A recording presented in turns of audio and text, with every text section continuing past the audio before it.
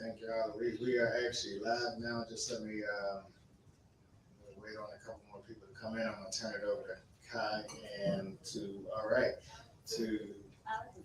Miss Alexandria. While we're waiting, just let me take the time to introduce, and I know Miss Alexandria will do this for the audience, but this is for my live audience that will be participating with us today. I have Mr. Damon Robinson, tobacconist consultant with us. With Charlotte, North Carolina, Mr. Scott Pierce, the executive director for the PCA, which we're so excited to have them here, the most covenant organization that protects and helps our rights to be able to smoke these fine cigars that we love to smoke. And we also have with him Mr. Joshua Habersky, did I pronounce it right, sir? All right. Deputy Executive Director, Head of Government Affairs. Thank you for joining us, sir. And we also have in the background, and she'll be able to field and take any questions that you might have, and that is Ms. Erin Holland, Head of Marketing and Membership. So please do not leave without talking to her to find out how you can become members. Not only that, great supporters. And then we have to my left, Mr. Walter Kirkland, President of 100 Black Men of Prince George's County, and also on the national board. Did I get that right, sir? You got it right, sir. Thank you, sir. And I was so excited to talk to him earlier, looking to partner and collaborate with some great things with him in the near future. And I am not so much your host, I'm your host for the Petworth, for the Smoking Jacket broadcast. Has nothing to do with Petworth, but your host for the Smoking Jacket broadcast. So excited to be able to come live to you. Thank you for those who are on. Thank you for those who are on YouTube right now. And right now, I'm going to turn it over to Miss Alexandria, our moderator, as she get us underway. Good evening, everyone. Thank you for being here for DMV Cigar Week. We're so happy to have you. We want to thank Kai for coordinating this event. You all look wonderful and beautiful tonight. We're going to have panelists here. They're going to answer some of your questions, but we're going to wait to the end. They're going to introduce themselves, tell you a little bit about themselves. Please keep your questions down to 2 questions. If you have to, maybe 60 seconds to a minute of your speaking to your question. So again, we're so excited to have you, and let's get started. I guess we'll start down here, my favorite front of the evening. Please introduce yourself and then just pass the mic down, and we'll take questions at the end. All right. Thank you, ma'am, and thank you to Kai. And it's actually great to be a part of this illustrious panel here. All right. My name is Damon Robinson. I came from Charlotte, North Carolina. I'm a tobacconist consultant and cigar sommelier. Thank you, first of all, because I think this is the first time that everyone has ever described to me being part or being illustrious. So I very much appreciate that. I will ride your coattails. There's a bunch of dapper gentlemen up here, and I feel horrifically underdressed and under dapper. I'm Scott Pierce, the executive director of the Premium Cigar Association. I've been around since 1933. The association has, not myself. Not a vampire. But been around since 1933. It is an association of retailers and defending retailers, tobacconists, and their rights to purvey fine premium tobacco products, pipes, and cigars. And we also hold the world's biggest premium cigar show every single year, which I can see some of our great exhibitors like Drunk Chicken out there as well that have just come to the trade show. We're being thousands and thousands of retailers and hundreds of exhibitors who market and produce fine cigars, pipes, and accessories to the trade show as well. So. Thank you, everybody. I'm Joshua Habersky. I'm the Deputy Executive Director of the Premium Cigar Association and our Head of Government Affairs. I handle all things lobbying, policy, fighting for our ability to enjoy premium cigars, working across state lines at the federal level, the local level, and most recently the international level. So everything from the courts to the Food and Drug Administration to the White House, Congress, all of the above. So there's a lot of recent developments that have taken shape in the past few months, and I'm sure that we'll go through and talk about some of those. A lot of good news too. So it's an exciting time to be a part of the premium cigar industry. I'm also a retailer. I own Embassy Cigar Lounge, one of the partners there in Quantico, Virginia, and soon to be a 2-store retailer in my hometown of Erie, Pennsylvania. I'm building a barber shop and cigar lounge, which will open up in the late winter. Shameless plug. Very nice. Right. Well, good evening. I'm Walt Kirkland. I'm the founding president of the 100 Black Men of Prince George's County, and I'm on the national board. And we have a saying, what they see is what they'll be. So I'm here as a community advocate. Cigar smoking is almost like fine wine. It's almost like fishing. It's almost like playing golf. It's a cultivating oral fixation experience. Would you guys agree? And so what it does is it builds relationships and rapport. So I'm here to talk about how we can network, how we can build that synergy in the community as it relates to community partnerships. So honored to be here. And I am Chris Raleigh, aka Mr. Petworth of Petworth Cigars, and also host for the Smoking Jacket broadcast. And I am here representing the retail side of the business and the industry. And so I thank DMV Cigar Week for having me and allowing me to host and broadcast live from this format. Thank you.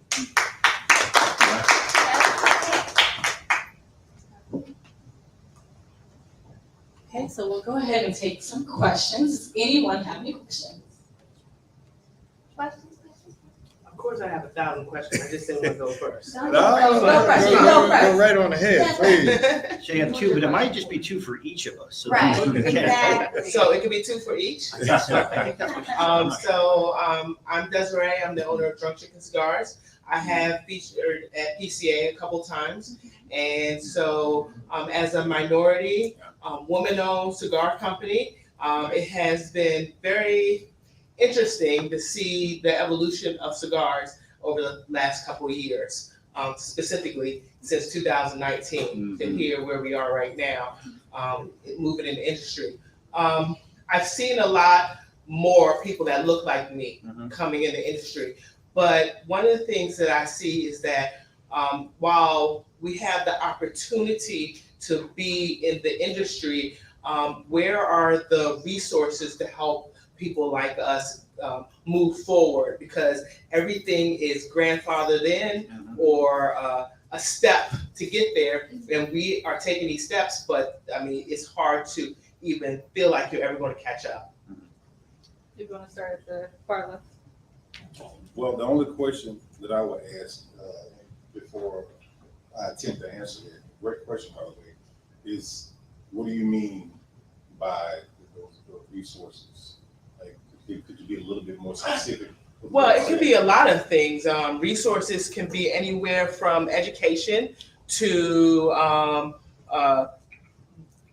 for PCA, just knowing that you have all of these larger companies that are at your PCA, and you have a a system of how you get placed, but knowing that we'll never be able to be first, second, or third to get placed. Where the resources to, or the thought process to, even the financial aspect, the small business resources for everybody here. We are trying to grow not only in this industry but every industry, and it's hard to just when you just don't really. I've reached out to a lot of different areas, and it's a lot of closed doors. Got it. Okay. So thank you for that, Desiree. I understand now. The part about Scott, I think Scott is the best person to answer the question Of course. about the other piece, right? Because you guys actually have something coming up that I think you could.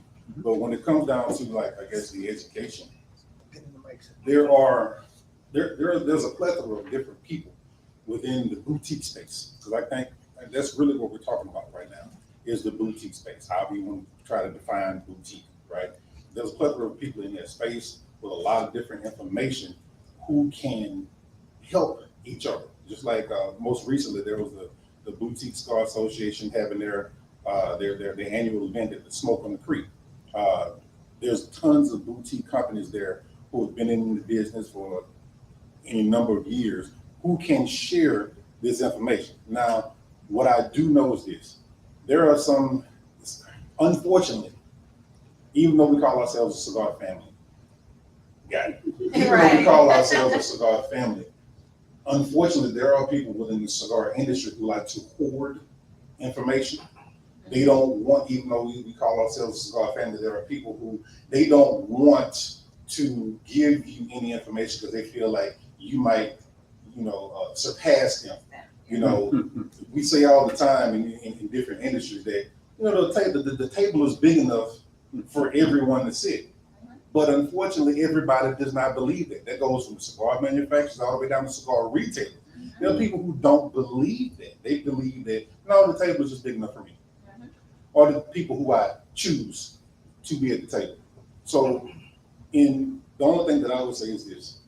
You have to either align or choose the people choose the kind of people that you want to talk to get the information that you feel like you can get. And I'll give you an example. The Carolina Blue Cigars.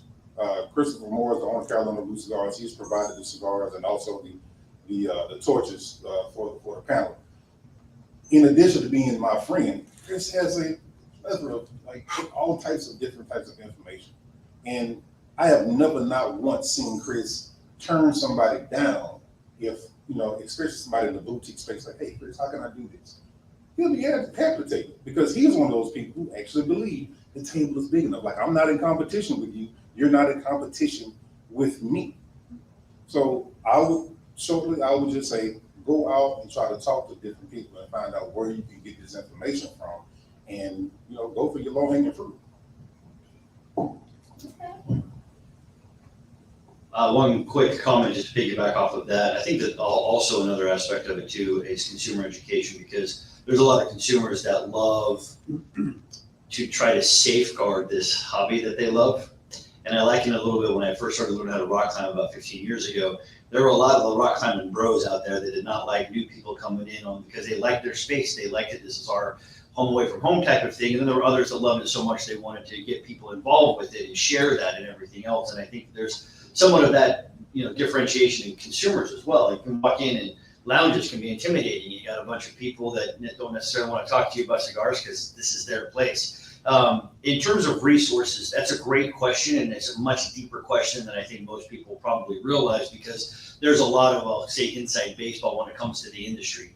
The PCA has been focused predominantly on retailers since that's been an association of retailers. Since I'm in my 5th year now, heading up the organization. And one of the things that I've been trying to challenge the status quo on is how do we make this table larger, make the tent larger? Because again, just because we aren't necessarily the large manufacturing group or the big machine made group, or necessarily on the other side of it, the consumer rights group, we are still the largest organization of both manufacturers and retailers. And I do believe that there needs to be a much more hand-in-hand approach to that, both resources for retailers as well as for manufacturers. It's a cliche, but it's absolutely 100% true, the rising tide aspect, and that's what we need to focus on. In terms of the very specific question about booth and getting recognition at the trade show, it's one of the things that I've been diving into more and more, because I take personal pride in helping brands like you and helping other companies launch. When I've got people like Foundation that say, hey, look, I launched 6 years ago at PCA and now I'm here. And Nick's very, very good at being able to share that experience with other folks.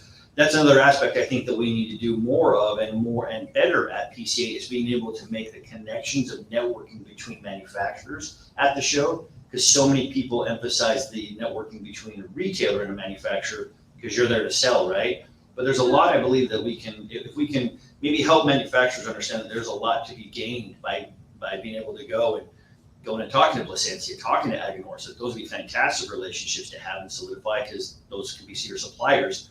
But then learning from like Nick at Foundation. In terms of being able to get there, El Septimo, big booth, right? You probably saw them. Zaya is a very large personality, very difficult to miss, right? When I get to take a sip of a $1.5 million cognac, it's a memorable experience, right? And now because I'm special, I just happen to be at the right place at the right time. Nevertheless, He was on a phone call with me after the show. We were talking through things, and he brought up the fact of positioning kind of similar to that. It's a very common thing. And, you know, if Gurkha can pick number one, I believe that anybody has a pathway to pick.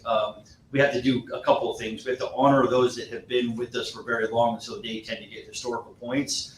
At the same time, there are pathways. So Crowned Heads launched in 2012. They started off doing something as simple as sponsoring education sessions, and now they were in a position last year to host an opening party. Foundation did a first-time thing where they were up in front of the annual meeting in front of 600 retailers, and Nick is like now in a position where we just talked to him where he wants to do more. So there's lots of things that I personally like to work with brands to say, look, there's a lot of ways that you can leverage the visibility of the trade show to make the brand pop, to get it in front of folks, to get them smoking your cigars in a very, very unique way to where it's only your cigar and you're in front of them. And that's what we're trying to build out more about the trade show rather than just let's go visit booths. So I would say probably the other aspect too is having us help to connect if you have questions or want to connect with other manufacturers in that sense. Because one of the challenges we have is if we try to do kind of a top-down education of manufacturers, we'll get pushback. But we can obviously, and we want to, and I think probably some expectation of facilitating more of a grassroots organic effort between manufacturers in that sense. And I think some of those resources would probably come to light just out of the nature of those relationships. One of the other things that I would mention in the policy space and the advocacy space, it's a perfect opportunity to provide a platform for new companies, small companies. I'm a firm believer that the small business story is the most compelling one in our industry. You're offering jobs and opportunities for people to pursue their dreams, for people to enjoy their passions. And I think that, you know, you look at the social fabric of the industry, it is one of the most diverse industries. You have, you know, tobacco from all parts of the world, and you know, the consumers, the manufacturers, the retailers, it is trending to be more female owned, to be more to reflect the population as a whole. And you know, when I first came on board, you know, working under Scott's leadership, we launched a diversity in small business event, which we did prior to COVID at the U.S. Capitol. And we featured Tres Lindas Cubanos, a cigar manufacturer, a small one, and some local retailers. That's the events and the pathways that we want to create for you to tell your story to policymakers, because it is a compelling message. So, you know, in the PCA obviously has a ton of resources and the networking and the trade show, but sometimes policy, government affairs, it's the most nebulous, it can be the most frustrating, but there are a lot of opportunities to showcase. That was one of our most widely attended events. We did a reception featuring Cuban food and Cuban coffee, and it was a blast. And I can say that we've done, prior to COVID, over 24 events at the office, and that was one of the most widely attended ones. And some of the larger household name brand cigar companies didn't get that attendance because it was an attractive event that appealed to folks from all different walks of life, and really showcase that diversity of our industry in a very positive way. I think Josh and Scott have nailed it. That's really not my bailiwick, but your personality, there's a push for women right now, and Black women. I'm sure you would agree. And I would, if I were you, I would network with these nonprofits, i.e. the 100 Black Men, the 100 Black Coalition of Women, a lot of these CPA firms, these fraternities, and you could leverage their national conference and get a good continuum of rolling business as it relates to cigars and vendor pieces. So that's what I would do if I were you at this time, because there's a big push for women in terms of getting market share as it relates to sales. Thank you. That was an amazing question. Do you feel as though that you got the information, your question answered. Yeah, so I feel blessed because I'm probably, I feel I'm pretty successful as a company right now, and where I am. And so sometimes for me, it's not just about me. I know where I'm going, and I know what I'm doing is amazing. And it's about making sure that everyone still has those opportunities and able to know that there are things that people are doing and resources out there for other companies, other brands that are trying to do the same thing. So yeah, thank you. Well, I have the email to the president of the Warner Coalition of Black Caucus, so I will make sure I give that to you. I before appreciate you it. leave. Thank you. Anyone else next? with For my the- viewing audience, don't mean to cut you off, but that was Desiree from Drunk Chicken Cigars, and we appreciate her questions because certainly they were most relevant. I know I can't turn the camera around for you to see her, but certainly very relevant questions and very sound and relevant answers. And so I did not answer because I felt that everyone was definitely answered her question to the utmost capability. And your question? Good afternoon, actually, good evening. My name is Donald Ashby, and I actually came to this function because I wanted to information board, gather all the information I can. I started smoking in Afghanistan in 2013, 2014, and it was a way to get over the mission excitement, I feel you. to settle you. Yes, sir. Was that through the military, Jay? Roger that. Thank you for your service. It's my honor. So,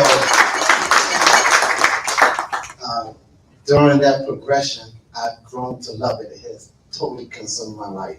I'm currently in the process of trying to start a cigar lounge in PG County. That's what's up. It's so much hurdles to jump over. Yes. Like to get a cigar lounge, of course, you want to serve alcohol. To serve alcohol, you got to serve food. To serve food, you got to get a food license. So it's like so many different things. My goal out of this function is to gather all the information for distributors that I need, for any additional county licenses that I don't have yet that I might additionally need, and so on and so forth. So I commend you guys for holding this event, and I hope to get all the information I can. If I may ask, what is your location in PG County? And I just want to kind of. Downtown Hyattsville. That would. Well, Not close to you. No. Where I live, not where, because Petworth is in the district. Yeah. But I will say, for me, it's about need, and location is going to be important because of the number of lounges already in Prince George's County. So I would say be strategic. I took that into account. The other thing is don't just open up a lounge haphazardly without one putting together a business plan and a business model for your lounge. Because at the end of the day, I've learned that you may own the business, but then people will have you all over the place trying to run your business. And so create a plan, have a vision, stick to the vision, and people will adapt to your vision instead of you adapting to what they want out of your lounge because you're the owner, not them. I mean, that's the best information I can give you in terms of doing something. Be strategic, do a business plan, put some thought into it, and if you ever need some help, I'll definitely, certainly guide you through some things that I know that could potentially help you. Sure. Yeah, this is we've got a handful of things that are public with the Premium Cigar Association on considerations for starting. Each county within each state and locality has different issues, just as you talked about. In terms of that, I'm happy to share some of the resources we also have internally. If you need anything in terms of looking at what a break-even analysis looks like, what a projected P&L would look like, things like that, as you're looking at the business plan to kind of know. And then obviously, more than happy to help in terms of here are some of the distributors you can connect with before. Some accounts will be difficult to open up as you're just starting out, but you can obviously connect with distributors to get products, and then also other vendors you want to take a look at for the build outs. You're going to need for humidification. Are you going to have lockers? those types of things, right? And how all that works, and are you gonna have a walk-in humidor? If so, how are you gonna construct it, that kind of stuff. So we can definitely connect you with the resources there. We can, ask your questions, and we can make sure that you kind of have, as you just said, kind of in front of you in terms of that plan and everything else. And we can get you going. And then honestly, once you have the licensing and, you're within a year of being able to open up and you're on the go, even if you aren't quite open yet, come to the show. That's the best place to meet people like Desiree, open up accounts, find products. Because one of the biggest things you can do as a retailer is curating a humidor and understanding. This is what we often say is if you treat it like a commodity, you're going to fail, because the guy across the street is going to out-commodity you, right? You get the tobacco kings that are going to come in and they're going to sell the Monte Cristos or the Coquibas at less than you can sell them for. But if you focus on, as he was just talking about, curating a proper experience for your customers, and you see yourself as a tobacconist who presents a journey to them, then you're going to succeed. And we've seen that time and again with good retailers. I know Desiree being in shops can really, I would talk to her and get her take on what she sees as a successful retailer as a manufacturer, because I know she's walking into shops and she's looking and saying, how are they going to sell my product, and how are they doing? Why are they doing better than they're doing, right? Are they cleaning the ashtrays? Is their point of sale system, is it clearly marked? Is the lighting okay here? How is the merchandising? How are they doing their sales? What's up front of the point of sale system? She will be a fantastic resource because she's in more shops than any of us, and she can give you some good feedback. As long as, I don't want to speak for you, Desiree, but I would say find out what she likes to drink, or find out what she likes to eat, or anything like that, and offer that. And that's the benefit of an association like ours, is you'd be able to connect with a bunch of folks. Sales reps are the key to your success once you get in with the companies, because they're going to visit your shops, they will hold events, and they're going to give you lots of great feedback on how to make sure, because they go back to their bosses who want to make sure. Just as an example, Perdomo has this massive merchandising just sort of showroom in their headquarters down in Miami. And it's done because they bring retailers there, and they go through and they pay hundreds of thousands of dollars on merchandising science and professionals, and they bring retailers there to train. And so if you find a Perdomo rep, they're going to help you go through all of that. So there's a lot of resources out there, because even though it is kind of, competition, most people are going to want you to succeed, particularly the manufacturers, because they want you to succeed, because that means you're selling more of their products. This is a question that's right up my alley, because this is exactly what I get paid to do, is to be a tobacconist I should consultant. have just passed it to you, So, sorry. I'm not gonna waste any time repeating everything, that Scott said, because everything that Scott said was absolutely true. But one of the things that I do, want to tell you is this: do not underestimate the value of people, the people that you hire. Does anybody here remember a little store that used to be very popular back in the day called Radio Shack? Okay, so the thing that made Radio Shack great was not because it had low prices like Walmart.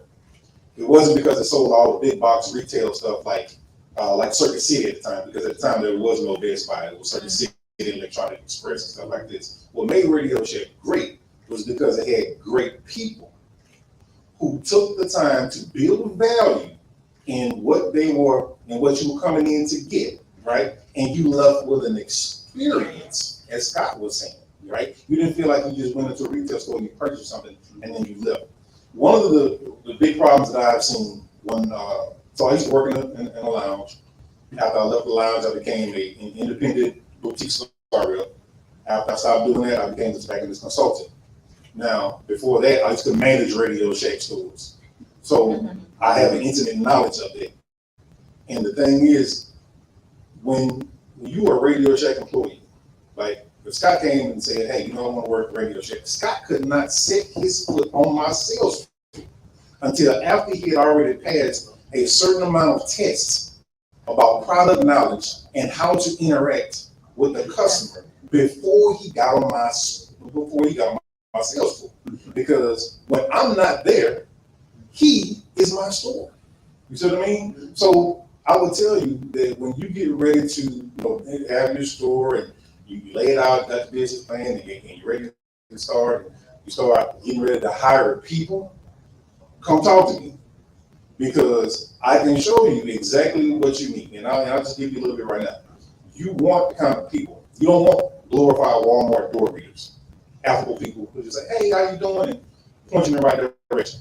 I've been into a lot of cigar lounges. And I do not mean any disrespect to anybody in here who owns a cigar lounge, but I have been into many different cigar lounges, and most people outside of the owner who work in a cigar lounge can't tell you a whole lot about cigars and other stuff that's in the lounge. I'll give you a typical example of what happens in the lounge outside of the tender boxes and the Davidoffs and the Coronas and the 2 guys smoke shops. Outside of the big guys and even the Casa Monte Cristo, you go in, hey, how you doing?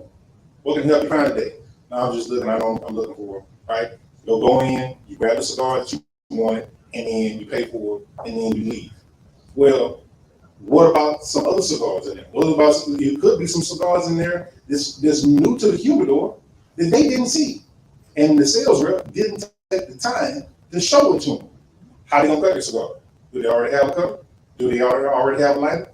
Well, the sales rep doesn't know this because they didn't take the time to interact with it, because they try to find these things out. And why is all of this stuff important? It's important because you want to try to maximize your dollar per ticket and your sales per hour, which also maximizes your top line sales and your bottom line profits. When you do not have a fully trained staff on your floor trying to engage, not sell the customer. Nobody likes to be sold to, but nobody likes to pass up a good deal.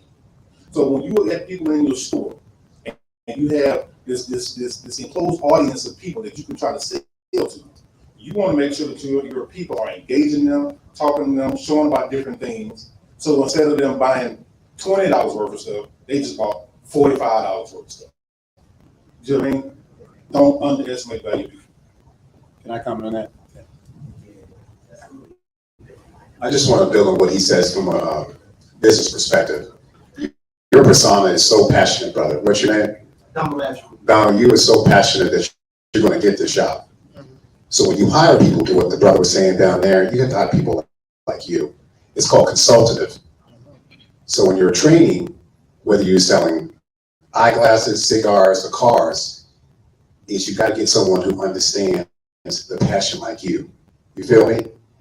The other thing you need to do is create your own little messaging through marketing. My bailiwick is I've sold like $50 million for companies. Is you got to market, market, and market. So once you get your business plan, your payback, your rate of return, you got to market, because you got to differentiate yourself. What makes you different than the other cigar lounge 2 miles away? So if you have that differentiation with your personality, you're going to do well. Just one final thing on that, from a compliance regulatory perspective, Maryland is definitely a tough state. I think that, you look at it, if you look at the DMV, Maryland is the most difficult of the three to operate in the tobacco business at large. My recommendation would be to not only get involved with our organization, but the state association. I sit on the Maryland calls, when things are hot. Their legislative session is a challenge. And my colleague, Glenn Loop, who runs our state affairs, he always says that, part of a job description of any tobacconist is to be involved in the political process. It's a must, because it's constantly under the microscope. It's a bipartisan issue. And don't get too frustrated. There are going to be some hurdles that you'll have to jump over. There's people and a network that are here to help. We've seen horror stories in California, New York, and some in Maryland. But a lot of times there's workarounds, and when the first door doesn't open, the second might. And so I would just my advice is to, keep plugging along once you hit that first hurdle. We created a resource, how to open up a cigar lounge and a shop, which is on our website. My colleague Ryan in the audience here authored that. It has basic advice on each state. So you can go to the Maryland tab, and we're working in the state's next state legislative session. We'll introduce some stuff to make it a little bit easier for you to operate a business. And, it might not work the first session, but we're going to also come back to the table and try again. I know that last session we were able to reduce the tax on pipe tobacco. So little incremental wins. But again, it is a challenging state. A lot of the anti-tobacco groups are actually headquartered in Maryland, just outside of DC. So that's kind of their test market for everything that ends up going to California and New York, and then they try it elsewhere. So, but we're here to be a resource and help in any way we can. So to that effect, I've been actively engaging the Hyattsville City Council, trying to smooth them over. That was the next thing I was gonna say. See You're what they engaging with like, them. what they don't like, how they'll feel about having that type of business in the downtown area. Would they allow their police officers to come and visit the business, or get a box, off-duty hours there? So I've been trying to smooth it over. So I do acknowledge that it is a very rough state. Just going through the PG experience is like, wow, that's a lot. But I don't think it's insurmountable. It just requires a lot of that. Remember this, it takes 100 no's to get one yes. That's it? Okay. Just one practical piece of advice, because I'm right now working on opening my second lounge in Erie.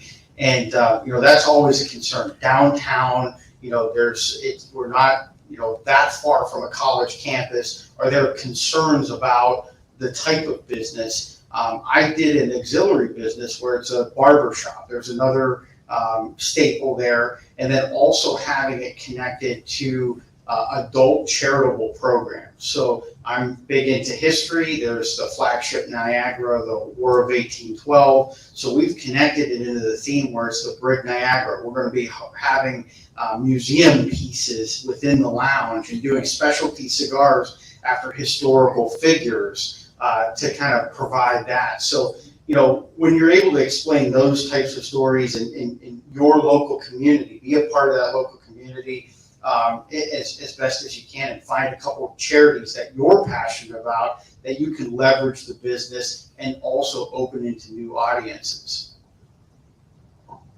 And never underestimate the power of holding a fundraising event at your shop for one of the local council members. Yeah, one more thing. I will personally have you meet with the councilman chair, Calvin Hawkins. He's a personal friend. So we'll set up a meeting. Just contact me after the And also remember this language is going to be important when you talk to them. So again, I'll give you my number, and if you need any help with that, we're gonna help you out, man. Thank you. If I may take a question from our online audience. Well, no, we have one here. Go ahead. Yeah, she's been waiting. Go ahead. I have a question. Go ahead. All right. Rob, we're gonna get to your questions. She's been waiting for a minute. Yeah. Okay, there we go. You can please stand up for me, miss. She's been waiting so patiently. Another great question. One of my I'm sure you co-hosts for the got show. Another necessary. amazing response. Thank you all for just giving so much insight, taking your time to do that. You guys could withhold this information, but you guys are very much open and sharing, and I'm sure you appreciate that. I So, definitely appreciate it. yes. So we're gonna go to our next question. Your name, please.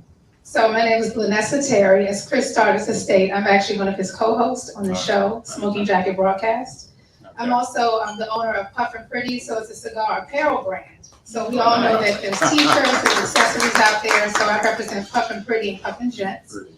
And my question is, as a former employee of Casa de Monte Cristo, I was a sales rep before and also have corporate experience. How does one enter into the corporate world of cigars? So corporate management, actually becoming a consultant, as one of the panelists is at this moment. I mean, you did mention some skill sets that you need to have as a sales associate, but how can you catapult from consumer to corporate? How does that work? Any advice you can give us? Now, when you say see, I'm an independent tobacco consultant. I'm not affiliated with anyone because and to be honest, tobacco consultant is a fancy name I just gave for myself because I figured that nobody else was doing what I was doing. I was going into a lot of shops as a boutique rep, and I'm like, there are so many things in this shop that I could fix. I could have much more impact on this shop other than just selling them cigars, right? So, I came up with the name Tobacconist Consultant, and to be totally honest, a lot of people didn't even understand what a tobacconist consultant was. And then after I explained it to them, they got it. But this is one thing that I'll say that I learned from a lot of my friends who are cigar reps. They said, Damon, cigar lounge owners are cheap. They are not going to pay you to come in and do something that they feel like they could do. I'm like, well, if they feel like they could do it, why aren't they doing it? I'm like, okay, point taken, right? But then the other thing is, you said the other thing you have to consider is that a lot of cigar lounge owners and just people in the cigar industry in general have big egos. If they hire you to come in to do something, that would admit to them that they're not up on their game. Right. You know, so myself is like, what I try to do is I try to work with, you know, gentlemen like him, people who are kind of just starting out, or maybe people who they've been in the business for like a couple of years, right? And they're trying to find their way, you know, because I offer some a la carte services. Like I give an example, Taylor Smoke in Charlotte, North Carolina. Taylor Smoke has 2 locations now. When I moved to Charlotte in 2016, person was on patio. And now he has 2 cigar lounges, and now he's franchised it out. There's another one opening. Somebody else is taking the name Taylor Smoke, opening later on this year. So he's made a lot of moves. But in that first year, he hired me to come in and teach his people how to basically do what I was talking about before, how to increase the dollar per ticket, which increases your your sales per hour, how to take advantage of a captive audience and try to talk to them about different things that they have in the shop, like cutters, like lighters, like other cigars that they may have not, thought about and things of that nature. I've been hired out by mobile cigar lounges to help because they don't have any employees. But what they were trying to do was move around the city and say, like, okay, where can I go? What can I do? How can I get involved with these golf courses? How can I get people to see value in what I'm doing? And I would create I would basically order their whole inventory. I hope I'm not speaking out of turn, but one of the things that I always tell people, like when you're opening up a cigar lounge, one of the things I would do is what I do when I'm consulting. I go draw a 5 to 10 mile radius around your business, and I look at all the cigar lounges, and I will spend time calling them. Like, okay, what do you say? I'll go to their lounge. What do you say? How much you selling this cigar for? And then I look at like, okay, well, I know what I'm buying it for from him. How much can he afford to sell it for? Because a lot of cigar lounges, they have what you call what's the word I'm looking for? Double price. Keystone. Yeah, we have Keystone. So some people can afford to go a little bit below Keystone. Most people prefer to be Keystone Plus. But those are things that I would try to look at. Okay, and then as I was telling the gentleman over here, one of the biggest things is the people. And I'm not going to repeat a whole bunch of stuff that I just said, but the people are the most important thing. Now, Scott kind of touched on something earlier about in-store layout, POS, and stuff like this. One of the things that I also try to focus on is maximizing your sales per square foot in your store. Like you go into a lot of stores, there's a lot of dead space. They have these little standing humidors in an obscure place in the store. It doesn't give any visibility. You have lighters sitting on a shelf that aren't demo ready. And one of the things about having a store that's ready is neat, clean, spaced, fronted, properly priced for value, but also the whole demo ready thing. A customer should be able to walk into a store, they see this Zippo lighter, they should be able to flick it and see how it works. They should be able to do that to a sidecar. They should be able to do that to a Calibra. You see what I mean? Now, of course, the cigars can't be demo ready, so we get that. But non-cigar things, all of those things should be demo ready. The floor should be neat. Everything should be clean. Your employees should be nice and affable, but also helpful and educational at the same time. You know what I mean? Does that answer any of what you were saying? It does. I was just wondering in terms of going into corporate. So moving from the store and going into the corporate. Yeah, so there's, you mentioned Casa Monte Cristo. The current CEO of Casa Monte Cristo started off as a sales associate in Tinderbox in North Carolina. So there's it happens once I think the cigar industry gets in your blood, it's really, really tough to get it out. and people fall in love with it. And so there are a lot of folks, for example, I know, I can't say anything because it's confidential in terms of it, but I'll, keep it all anonymous. But I know of a particular sales rep right now that's leading a smaller company to go to one of the corporate companies.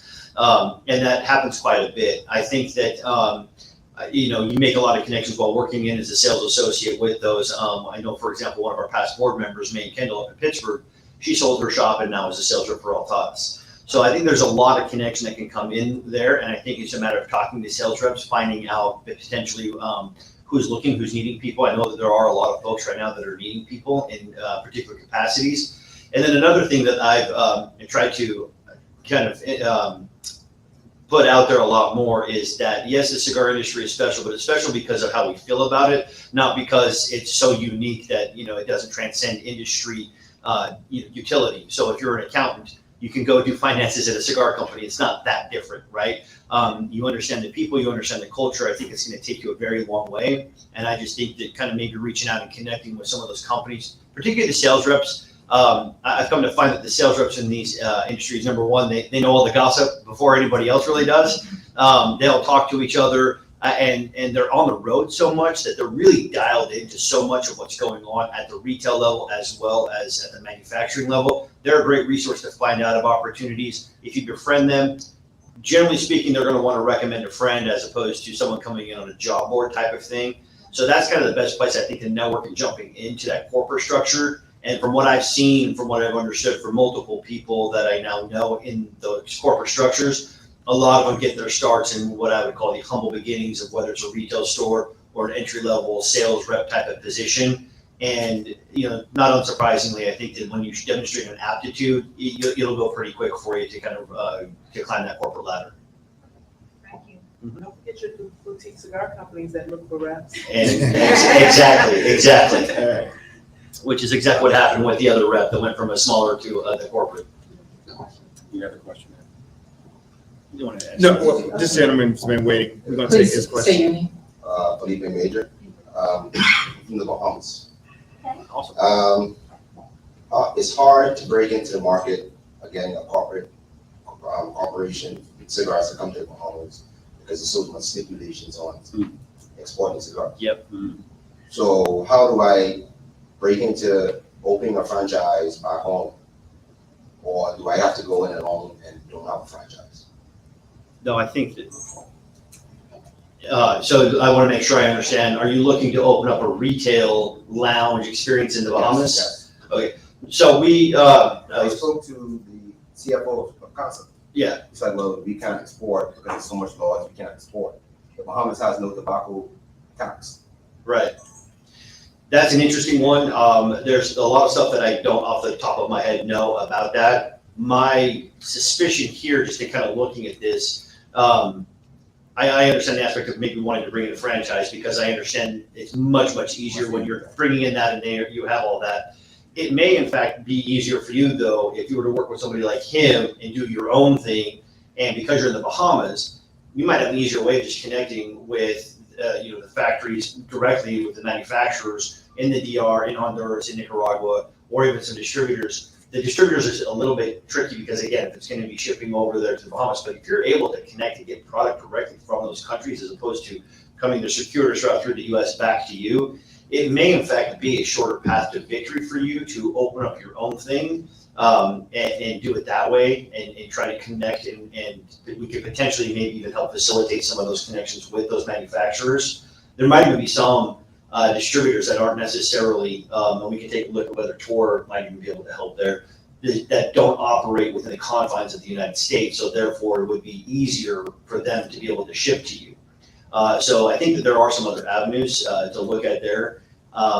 If it is a U.S. corporation, I'm not entirely sure. I'm not a lawyer, so I don't entirely understand if it's a U.S. corporation, whether it's Tinderbox or Casa coming to the Bahamas, how that would necessarily go in terms of sort of navigating all the intricacies of the laws. But it might be an easier path to set something up yourself, and we would be more than happy to facilitate the connections with those manufacturers so that we don't have to worry about shipping from the U.S. back to the Bahamas.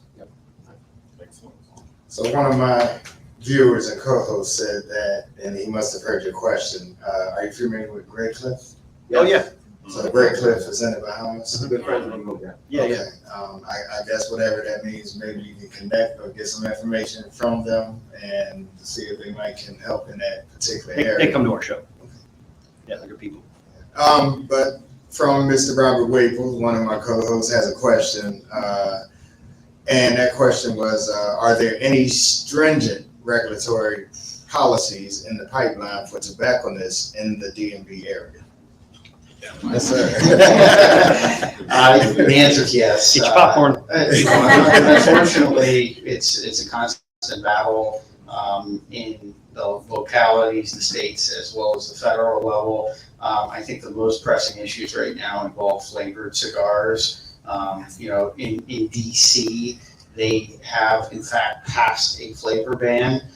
There are a few procedural hurdles that could be challenged, as well as legal challenges to their flavor ban. It was snuck through a budget proposal.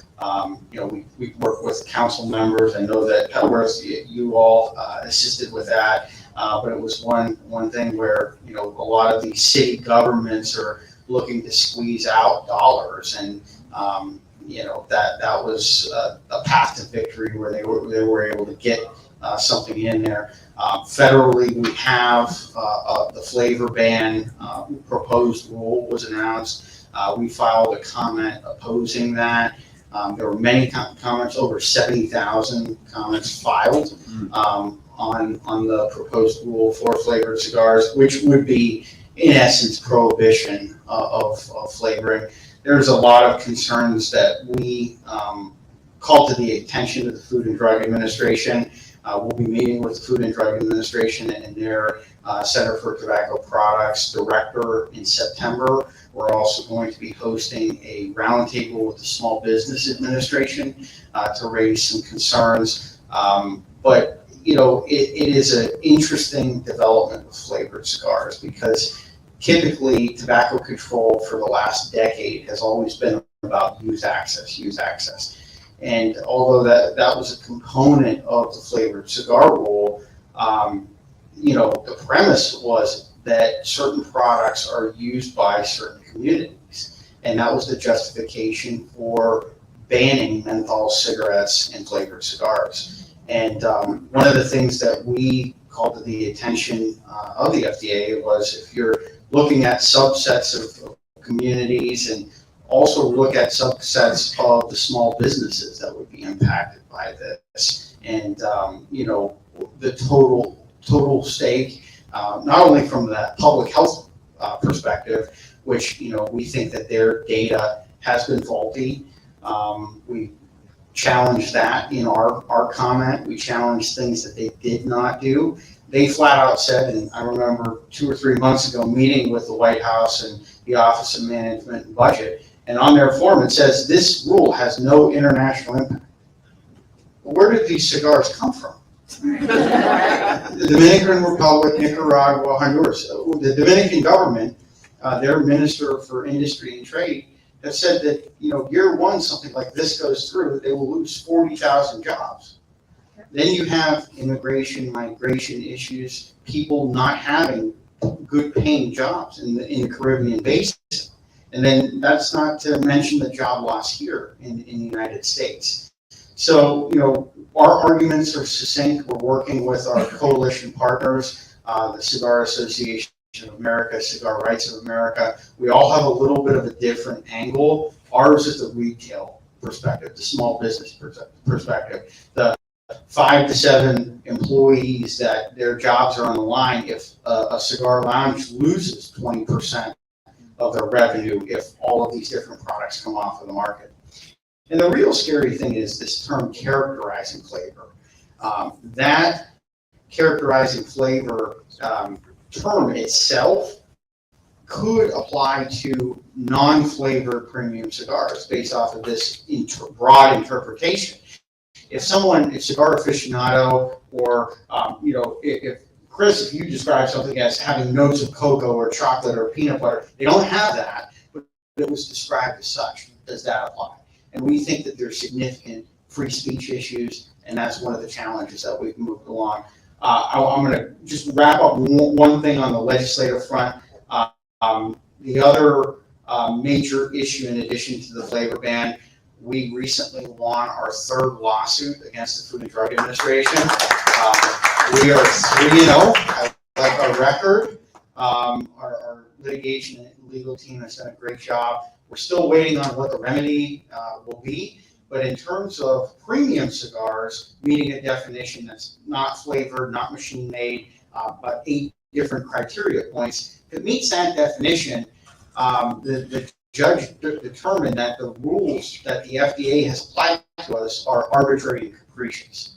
That they, didn't follow the science, they manipulated numbers, and that there is going to be a remedy. We filed briefs 2 weeks ago, saying what we think the remedy should be, which is completely getting rid of the deeming rule, and we should know, later this year what the outcome of that is. But that's a monumental win for premium cigars. Our good friend Desiree has a follow-up. Well, actually, you kind of answered it because I do have a sweet tip cigar that I have, and I was going to ask, how are they characterizing flavor cigars, especially, and you hit the nail right on the head with, I say, oh, it's flavors of cocoa, vanilla, and citrus, and yeah, that's notes, but that's not like I put that in there. That's from the soil, the leaves, and everything else. But besides that, is there strict definition where they say infused or tobacco, pipe tobacco, or how are they characterizing flavored cigars? Yeah, I can speak to the federal and the local one, the sugar tip. That would definitely be something encompassed as a flavored cigar. But it's one of those things with the descriptors. We're challenging that specifically. But you're right. There's a lot of folks that do have the sweet tip. It's typically a breakfast morning cigar for folks. And again, show me the data and the information that says that that's a public health risk. Why are they doing it? What is the benefit for it? And they need to answer that question. We as the industry shouldn't have to, answer that. And when you look to the data itself, it doesn't support that conclusion. Yeah. And really what it comes down to, just so that everybody kind of has an understanding, is they're looking at this again from a youth access point. It was really interesting a few years ago when we had meetings in the White House and tried to get the White House to pay attention to this when it was happening. They finally started to have meetings with the FDA, and we met with the council at the White House. And she said, it's really interesting, because again, this was back with the whole vaping and everything else, right? And she said, when it comes to all of the other tobacco products, they are focused on youth access. As soon as we started talking about premium cigars, they want to talk about the product, because there is no youth access. They can't find it. They have been hunting for it. And so it's one of those things to where, as he just talked about, there's a reason why it was the lowest on the enforcement priority, because they're not going to do anything. We've had a million different secret shoppers going trying to buy underage cigars. Our shops have so few it doesn't even register on there as far as youth violations coming into cigar lounges to purchase the products. So really the challenge is, as you were just talking about this, you have a sweet tip. Would you mind if I ask what the name of the cigar is? Sweet Dreams. Sweet Dreams, okay. Does not necessarily out there and tell you that you're going to get a vanilla high or a cherry rum bomb or any of these other things. That is the most egregious examples that have been coming up with. And I'm not trying to single out products here. Believe me, we are completely against any and all prohibition, no matter what it is. I'm just saying that that's the low-hanging fruit for the FDA and for the anti-groups to look at and say, oh, well, if you're calling it a cherry bomb, clearly it's targeting young kids, when they just ignore cake batter vodka that's out there. The 13-year-olds are getting alcohol poisoning from drinking a whole bottle of vodka because it doesn't taste like alcohol. And there really is something called cake batter vodka. I didn't just make that up, right? So again, it's a Center for Tobacco Products, and that's what they're focused on. They're not focused on the alcohol aspect. So that's what we're trying to build right now. This is very new for cigars, right? This happened in 2009 when the Tobacco Control Act was passed. The deeming rule passed in 2016. This is a very new space for premium cigars to be in. The alcohol companies in that space, they've been doing this for decades, so they have a history of a relationship of working with the regulatory agencies. We are trying to do that now. We've been very successful with it. We're trying to speed it up so that we can have the same type of regulatory relationship with the bodies that enact the policies, that like alcohol would have, for example, that allow us to have more communication and a better understanding about the usage of the products and why they're doing it for the products and who's consuming it. And we're making significant headway, and over the next few years, I think we're going to get to a place that I think we'll have a very good, I talk about this all the time, but a wall of protection of regulation around premium cigars. I can't wait. We're well on our way. We're gonna get to our second to last question. Let me see that, please. Okay. Should I try yours? There you go. There we go. Okay, sir. Your name, please? Good evening. My name is Thomas Riddick.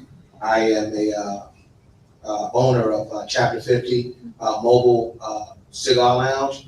And a lot of the questions that you all are coming up with really speak solid to fixed properties.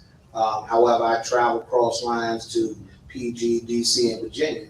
And I like to have some good insight on some legislations or things that I can stay abreast upon so I'm not in violations in regards to a mobile cigar lounge. Yeah, no, that is It's on. There you go. It's on. that's a really interesting space and one that's fairly new in terms of a business that we're seeing an uptick. You know, a lot of tailgates, sporting events, you know, specialty events, weddings. That you know, there's been an influx of new mobile cigar lounges created, and I want to get your contact information. Ryan, my colleague, and I, we've talked a lot about mobile cigar lounges.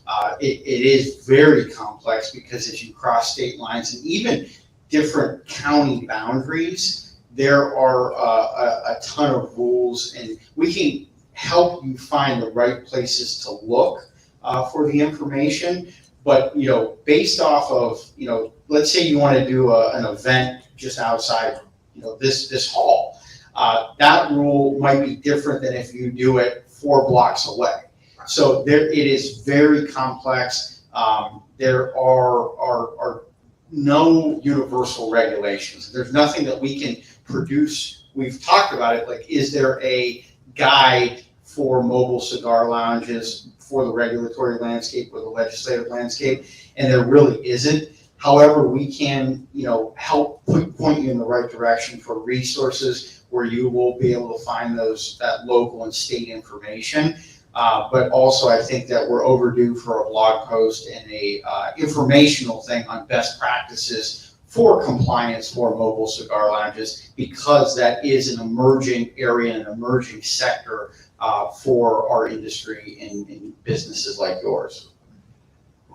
Just a real quick example, not to out myself as any kind of, you know, nerd or anything like that. But a few years ago, yeah, and I have to try real hard to. A few years ago, I was at a Renaissance festival in Maryland Renfin, right? And they had somebody there was selling cigars. So I just had to ask the question. I didn't really tell them who I was because I just wanted to get an honest answer about kind of that whole thing. And basically, it kind of came down to the fact that if they had, a license, then the Renfin would let them come in and would pay them, and as long as they kind of stayed away from the kid areas, then they were okay. So I appreciate the question that you're asking, because it shows a level of responsibility to the industry at large, because bad actors are going to put all of us in a bad light, especially right now when we have, spotlights and microscope and everything else on us. So I do appreciate that component of it. And the other aspect of it is that, it can help us to actually take a look at that, because the food industry went through this significantly even before the pandemic, when food trucks started popping up and a war went on between restaurants and these food trucks that were going on. And so it's kind of the same type of thing. And so we can kind of help navigate that space in terms of that, because again, it's a very good channel for cigars to be sold, because you can't take a brick and mortar and pick it up and put it at a golf course for 3 months. But a mobile lounge is a significantly better experience than just picking up some crusty old cigars that have been sitting on that tabletop humidor for 6 years. And that's what we want. We want the promulgation of the culture of more people enjoying premium cigars. If you're offered an experience where they get to sit in a lounge after golf at 18, it's a much better experience for them to have that. You have better cigars. It's what we want, and so we can help navigate that aspect of it, and that way we don't have a war between brick and mortar and mobile. At the same time, we can potentially find ways and pathways to make it, to simplify the aspects of what he was talking about.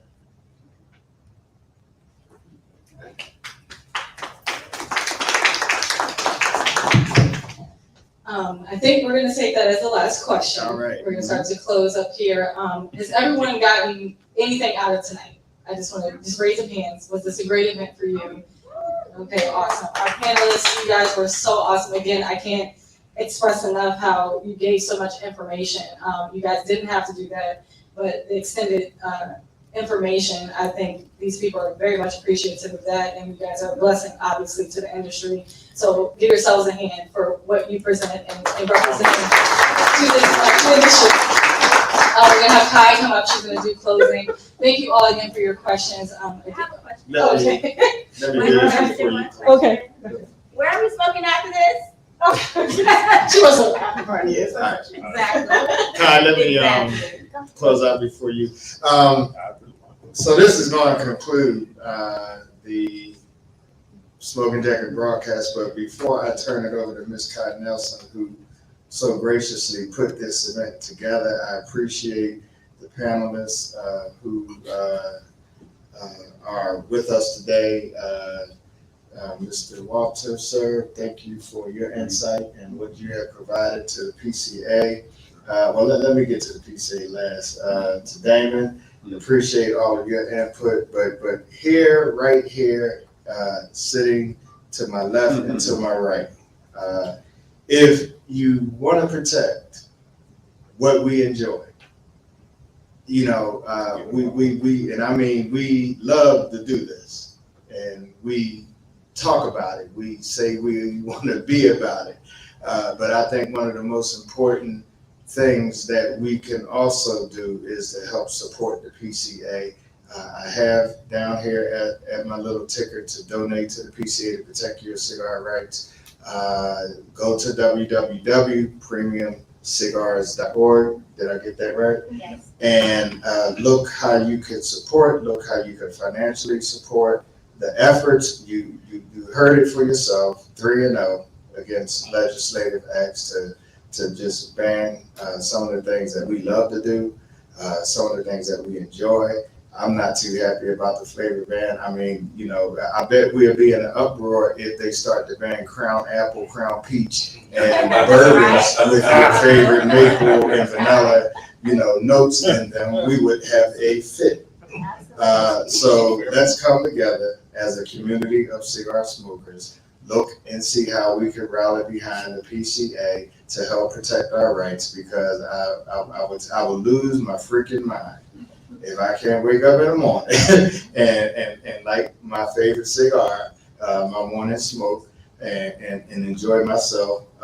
And so I thank you for what y'all do, for what y'all mean to the industry, and how you are working to protect the rights of others. So appreciate that. I have a question before we close it up. Yes, sir. What are the different levels of membership for PCA? So PCA is a retailer and industry membership base. So while I'm going to emphasize this next word, while we currently do not have a consumer membership, there's just ways that you can donate, but the easiest way that we like to get consumers involved is just to go to cigaraction.org, where you can sign up, you put your local address in. So if there's ever any legislative issues that pop up in your area, we ask you to kind of come in and send a letter to your representative to help us with that, or also ping you on local events, things like that we do. Retailers can join, manufacturers, suppliers, and then if you are in the industry, do industry media. Like as if you did not have a shop, then you would join as industry media. Industry media does a lot to help promote various aspects of what we do as an industry, but then also able to come and promote great brands like Drunk Chicken at places like the big PCA show and other aspects of what we do. So those are the levels of PCA membership, but for consumers, and I'll emphasize again, right now, are not able to become members. But if you wanted to donate, that's fantastic, but also cigaraction.org. And brokers and suppliers. Brokers and suppliers. And we have Erin, Ms. Holland in the audience. And if you have any questions about membership, please talk to her before you leave. And Ms. Kai Nelson. All right, hi, everybody. Thank you for coming out tonight. I put this event together. I emailed Miss Erin and she helped me put this together. Thank you guys all for coming. I just want to say thank you. I wanted to kind of figure out a way to bring more community awareness, more partnerships, and more opportunities for our businesses in the local area.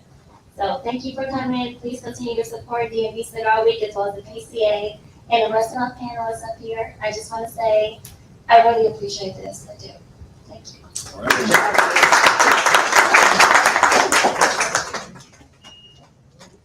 Oh, I'm sorry. We're smoking in TG's after. All right. To my Smoking Jacket audience, thank you for joining us. Remember, go to YouTube and search for the Smoking Jacket broadcast and look at the broadcast later on. And share. Thank you all for joining us. And we are smoking at TG Cigars.